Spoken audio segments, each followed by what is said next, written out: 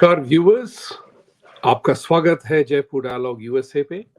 मैं विभूति झा आपके समक्ष खड़ा हूं और बस इसके पहले कि चर्चा शुरू करें, आपसे अनुरोध है, प्लीज लाइक, सब्सक्राइब और सपोर्ट आवर चैनल और अपना फीडबैक देते रहें ताकि हम भी कुछ सीखते रहें आपके साथ साथ। आज की चर्चा मैं करूंगा इस बात को लेकर के कि भारत के जो एक्सटर्नल अफेयर्स मिनिस्टर हैं श्री जयशंकर जी और अमेरिका के जो सेक्रेटरी ऑफ स्टेट हैं, पैरेलल पोजीशन है एंटनी ब्लिंकन। बड़े म्यूनिक का कॉन्फ्रेंस हुआ था अभी वहां पे, म्यूनिक सिक्योरिटी कॉन्फ्रेंस में। उसका एक जो प्रेस कॉन्फ्रेंस था, उसकी एक चर्चा थी जिसमें कि जयशंकर जी ने एंटनी ब्लिंकन को टोनी कहा और टोनी ने जयशंकर को जय कह के एड्रेस किया। ये बड़ा इंपॉर्टेंट सा मामला है डिप्लोमेटिक अफेयर्स में कि आप अपने आप को कैसे पेश करते हैं, किस तरह से एक दूसरे के बारे में चर्चा करते हैं। बहुत ही महत्वपूर्ण बात है, इसको भूलना नहीं चाहिए। तो इसका तो बिल्कुल तात्पर्य सीधा आ गया है कि इन दोनों की रिश्ते में इतनी परिपक्वता आई है, इतनी अंडरस्टैंडिंग आई है, समझ आई है कि एक दूसरे के बीच में फॉर्मेलिटीज को कहां पर छोड़ दिया जाए, इसकी चर्चा होती है। तो बहुत सी इंपॉर्टेंट सी चीज है, इसलिए मैं इस बात के बारे में चर्चा करना चाहता था। क्योंकि भारत और अमेरिका, मैं एक शब्द यूज करता हूं कि prominent democracies of the world हैं। ये बहुत प्रमुख डेमोक्रेसीज हैं दुनिया के। मजबूत या वीक या पुराना या सक्षम डेमोक्रेसी की भी चर्चा मैं नहीं करता हूं, ओल्ड न्यू वटेवर। मैं कहता हूं कि भारत, दुनिया भर में भारत और अमेरिका दो बहुत ही प्रमुख और बहुत ही प्रोमिनेंट डेमोक्रेसीज हैं और दोनों ही देश 2024 में इलेक्शन में जाने वाले हैं। भारत में शायद अप्रैल मई के आसपास हो और अमेरिका की सिस्टम के हिसाब से नवंबर में हो। तो ये दोनों व्यक्ति जो हैं, जब बोलते हैं और जिस तरह से देश का वातावरण है आज अमेरिका और भारत का, तो उनकी बातों की बड़ी महत्ता होती है। तो क्वाड के चर्चे में सिलसिले में लेकर के जयशंकर जी ने बताया कि nobody can impose their choice on us। ये मुझे ले जाता है कुछ साल पहले की बात, जब जयशंकर जी ने कहा था कि आप भारत की मसल वाली डेमोक्रेसी में अब आप देखेंगे कि एक्सटर्नल अफेयर्स मिनिस्ट्री जो है वो उसकी मसल देखेंगे आप। और जो भी छोटे कद के हों, दुबले पतले हों, लेकिन उनकी जो मसल है, जयशंकर जी की यहाँ की जो मसल है, वो बिल्कुल बाहर आ रही है अपने आप से। तो उन्होंने कहा था कि कोई भी हम पे अपनी चॉइस की इम्पोजिंग नहीं कर सकता है। ये क्वाड के सिलसिले में उन्होंने कहा था, लेकिन इस बात की चर्चा जो है महत्वपूर्ण हो जाती है हर एक मामले में। तो जयशंकर जी जिस तरह से चर्चा कर रहे हैं भारत के बारे में, जैसे उन पे किसी ने कहा था, कुछ दिनों पहले की बात है, कि भारत आज की तारीख में हिंदू सेंट्रिक हो रहा है। तो हिंदू सेंट्रिक जो कहते हैं कि उन्होंने जो इंटरव्यूअर थे, उन्होंने बड़े सटीक चालाकी से हिंदू वर्ड को इंट्रोड्यूस कर दिया, लगा दिया उसमें। और जयशंकर जी ने तत्पर उनको कॉल आउट भी किया, उनको कहा भी कि चूंकि आपने हिंदू शब्द का इसमें घुसा दिया है चालाकी से, तो मुझे उसका प्रत्युत्तर देना पड़ेगा। That is very important.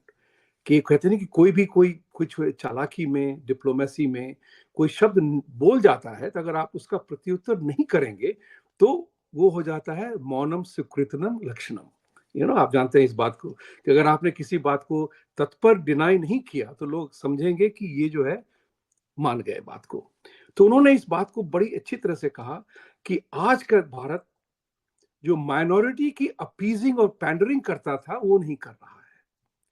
तो इससे वो हिंदू मेजोरिटी की बात नहीं कर रहे थे, हम वो कह रहे थे कि हमने माइनॉरिटीज की अपीजमेंट और पैंडरिंग बंद कर दी है इक्वालिटी और इक्विटी बनाने के लिए। देखिए बहुत ही महत्वपूर्ण चर्चा है और इसको जो कहते हैं ना कि हम और आपको इस बात को भी समझना पड़ेगा, जब कोई झूठ बोले तो उसको नकारिए। वो जो कहते नहीं कि no action, inaction and action में बहुत ही फर्क है। इन एक्शन जो है वो हमें शिथिल कर देता है, मन को कुंठित कर देता है। जाने भी दो यारो एटीट्यूड आ जाती है, एपैथी आ जाती है, और हम फिर बाद में गालियां देते रहते हैं और कहते रहते हैं कि हमें ऐसा करना चाहिए था। That's very important. अब आप एक दूसरी चर्चा में यहाँ पे बहुत इंपॉर्टेंट सी इंट्रोड्यूस करना चाहता था, जिसके बारे में चॉइस की बात होती है। तो अभी हाल ही में खबर आई थी कि ब्लिंकन ने, स्टेट डिपार्टमेंट ने एक मेमो इशू किया है, जिस मेमो में उन्होंने कहा है कि स्टाफ को, फॉरेन एम्बेसीज और स्टाफ को कुछ खास शब्दों का प्रयोग करने के लिए मना किया है। सजेशन दिया है कि ये शब्द आप इस्तेमाल न करें। कौन से शब्द हैं भाई, देखा जाए। उन्होंने कहा कि मैन पावर न बोला जाए, यू गाइज न बोला जाए, लेडीज एंड जेंटलमैन न बोला जाए, मदर और father, son and daughter, husband and wife. इन शब्दों के प्रयोग में उन्होंने थोड़ा सजेशन दिया है कि ये शब्द न इस्तेमाल किए जाएं। अब आपको याद होगा कि यूके के प्राइम मिनिस्टर मिस्टर सुनक ने कहा था कि there are two genders, man and woman, and that's it.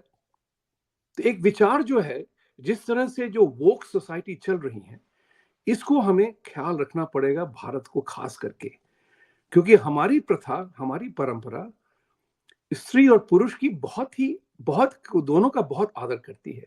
हमारा ही एक धर्म है जहाँ की स्त्री शक्ति, नारी शक्ति कही जाती है वो। और अब मैं उस बारे में ज्यादा चर्चा नहीं करूंगा, क्योंकि कहने की जरूरत नहीं है, क्योंकि हमारे धर्म में औरतों, लेडीज का, स्त्रियों का बहुत ही सम्मान वाला स्तर है। मैंने गलती से औरत कहा, और औरत की चर्चा बहुत हो चुकी है हमारे इस समाज में कि औरत का उर्दू में क्या मतलब होता है, किस तरह से उसका प्रयोग किया जाता है। तो आज से हम ये प्रण लें कि हम कभी किसी स्त्री को औरत न कहेंगे। तो ये चीजें बहुत ही इंपॉर्टेंट है। जब अमेरिका अपने स्टेट डिपार्टमेंट को ये आदेश देता है कि आप मैन पावर शब्द का इस्तेमाल न करें, you guys, ladies and gentleman, mother father, brother sister, husband and wife, तो ये जेंडर वाली बात हो जाती है, बहुत ही महत्वपूर्ण है। ये देश जो है, खास करके अमेरिका, आज की तारीख में खेल के सिलसिले में भी ट्रांसजेंडर मेन जो है लड़कियों के साथ खेल रहे हैं, विमेन स्पोर्ट्स में खेल रहे हैं। मेरा ये कहना है कि ये क्यों कर रहे हैं आप? ये सारा का सारा डेमोक्रेटिक पार्टी कर रही है। यहाँ पे जेंडर इक्वालिटी, जेंडर इक्विटी की जो ये चर्चा हो रही है, बहुत ही, मेरे हिसाब से बहुत ही घिनौनी है। क्योंकि मैं आज स्त्री बन जाऊं तो मेरा कद तो छोटा नहीं हो जाएगा, मेरी शक्ति तो कम नहीं हो जाएगी, मेरा पावर तो कम नहीं हो जाएगा, तो मैं अपने से कम साइज वाली लड़कियों पे प्रहार कर सकता हूं। और बहुत सारे ऐसे इंसिडेंट आए हैं स्विमिंग में, बास्केटबॉल में, वॉलीबॉल में, जहां पे जो मर्द जो औरत के गेम्स में खेल रहे हैं, उन पे इस तरह से चोट लग रही है और लड़कियां गेम से विड्रॉ कर रही हैं। लेकिन फिर भी ये सोचने वाली बात है, लेडीज अभी तक उस मामले को लेकर के भी डेमोक्रेटिक पार्टी को स्टिल वोट कर रहे हैं। सोचिए, ये सोचने वाली बात है कि हमारी मानसिक जो स्थिति है, हम किस तरह से गुलामी में फंस जाते हैं। जो मेंटल फ्रीडम अगर नहीं होगी तो फ्रीडम का कोई अर्थ ही नहीं है। शारीरिक तौर से तो हम फ्री हैं, जो भी करें, लेकिन मानसिक स्थिति की जो फ्रीडम है वो हमें चाहिए। जो गलत है वो गलत है, जो सही है वो हमेशा सही ही रहता है। तो इस बात को लेकर के मैं ये कहना चाहता था कि ये दोनों ही सेक्रेटरी ऑफ स्टेट और एक्सटर्नल अफेयर्स मिनिस्टर जयशंकर जी और टोनी ब्लिंकन अपने आप के विचारों को किस तरह से प्रस्तुत कर रहे हैं। मेरा तो मत है कि मैं जयशंकर जी की तरफ डेफिनेटली अग्री करता हूं कि भारत के मसल को, भारत की शक्ति को वो प्रदर्शित कर रहे हैं, उसके बारे में चर्चा कर रहे हैं और बोल रहे हैं। बहुत ही इंपॉर्टेंट है कि कोई अगर चापलूसी से आपको फंसाना चाहता है इधर उधर के शब्दों में, आप उसको तुरंत कॉल आउट करें। अगर आप कॉल आउट नहीं करेंगे तो फिर वो स्वीकृति का लक्षण हो जाता है कि आप अग्री कर गए। तो आज की तारीख में भैया, ये टेक्नोलॉजी के जमाने में सबसे बड़ा सहयोगी हमारा भारतीयों का, इंडियन माइंडसेट का और सनातन धर्म का साइंस और टेक्नोलॉजी है। इससे हम सब जानने लगे हैं कि सच्चाई क्या है।